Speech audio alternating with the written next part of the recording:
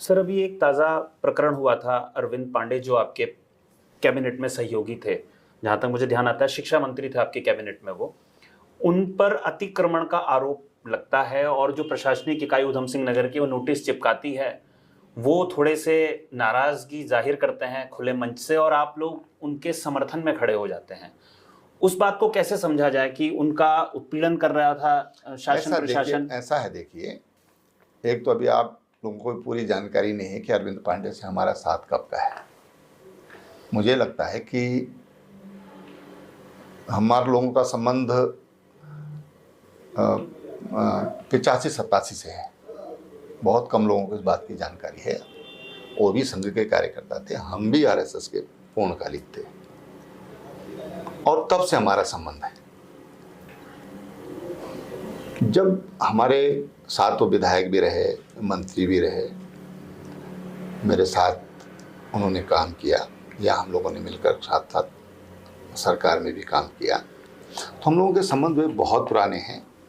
और जब भी किसी भी हमारे किसी ऐसे पुराने कार्यकर्ता पर कोई समझते हैं कि कोई किसी तरह की कोई दिक्कत हो रही है, तो हम वहाँ पर, हमारा स्वभाव है, हम बोलते हैं कि भारतीय जनता पार्टी एक परिवार है, तो इसलिए हम वहाँ पर जाना चाहते थे।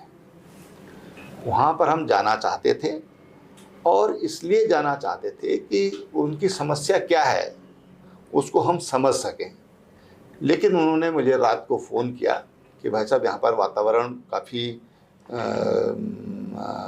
गहमा-गहमी का हो रहा है और इसलिए आपका हमको आशीर्वाद मिल गया, अब कोई बात होगी तो हम आपके पास आकर के अपनी समस्या बताएंगे। देखिए, जब हम उठते बैठते हैं तो माना अरविंद पांडे नाराज है तो कोई तो संभालने वाला चाहिए। उसकी मुख्यमंत्री से नाराज़ी हो गई आप लोगों के अनुसार, लेकिन संभालेगा कौन? हम सीनियर कार्यकर्ता हैं, हमारा कोई कार्यकर्ता नाराज है, कोई उसको परेशानी है, तो ये हमारी ड्यूटी बनती है कि हम उसके पास जाएं, उससे बातचीत करें और समस्या का समाधान करें।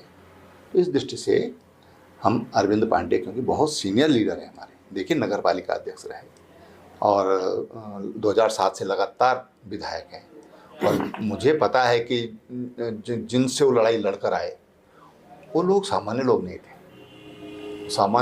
थे। वो जिनसे लड़ करके सामने जिनसे लड़ाई हुई, मतलब चुनाव लड़ा जिनके सामने, वो साधारण लोग नहीं थे साहब, वो बहुत बड़े लोग थे।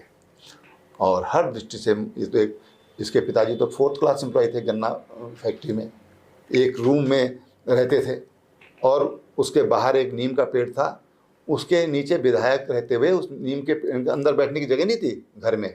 आप समझ सकते हैं 4th क्लास को कितना जगह मिलती है, एक रूम मिलता है, एक छोटी सी 2 कुर्सियों के लायक जगह बैठने के लिए मिलती है। तो ये उस पेड़ के नीचे बैठ कर के जनता की समस्याएं सुनी है अरविंद पांडे ने। मैंने अरविंद पांडे का संघर्ष भी देखा है, अरविंद पांडे को उठते हुए भी देखा, उगते हुए भी देखा है। तो स्वाभाविक रूप से जिस कार्यकर्ता ने, जिनकी वजह से हमारी पार्टी खड़ी है, अगर उन पर कोई विपदा आती है तो मैं समझता हूँ कि हम सीनियर लोगों का दायित्व है कि हम उनकी समस्या को समझें और उसके लिए कोई समाधान ढूंढें। तो सर, आपने अरविंद पांडे को भी बोला है कि अभी कोई समस्या होती है तो वो पब्लिक में ना जाकर, ओपन फोरम में ना जाकर पार्टी के अंदर चर्चा कर ले हमसे? देखो भैया, ऐसा मैं इसीलिए जा रहा था वहाँ पर, ठीक है ना। बाकी फ़ोन पर जो बातें होती हैं, लेकिन अगर हम 100-50 लोगों के बीच में जाके कोई बात बोलते हैं तो उसका एक अलग असर होता है। उनकी भावनाएं आहत हो गई, ऐसा लगा? निश्चित रूप से आहत हुई हैं और हमने उनसे यही कहा है कि भाई आप धैर्यपूर्वक चलें, कोई दिक्कत नहीं, बादल आते हैं चले जाते हैं।